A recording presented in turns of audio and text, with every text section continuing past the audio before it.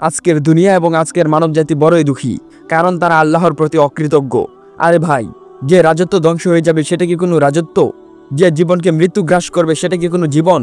যে যৌবনকে বার্ধক্য নিঃশেষ করে দেবে সেটা কি কোনো যৌবন?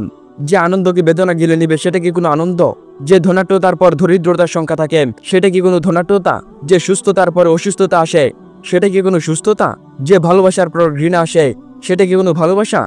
যে বাড়ি উজাড় হয়, মাটির স্তূপে পরিণত হয়, যেখানে মাকড়সা ও চামচিকা বসবাস করে সেটা কি কোনো বাড়ি? বড় বড় মহলগুলিতে একটু গিয়ে দেখো, আজ সেখানে মাকড়সারা জাল বিস্তার করেছে, সেগুলো ব্যাঙের খুপড়িতে পরিণত হয়েছে, ইঁদুর ও পেঁচার আবাসস্থল হয়েছে। আর যে রাজা বাদশারা এসব মহলের সৌন্দর্য ও গৌরবে গর্বিত ছিল, তারা আজ পোকামাকড়ের খাদ্যে পরিণত হয়েছে।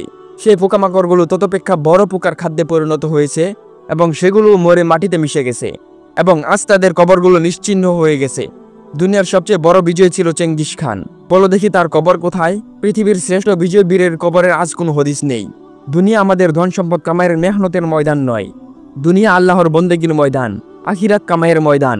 আমরা তো এখানে আল্লাহর গুণগান গিয়ে জীবনটাকে কাটিয়ে দেব।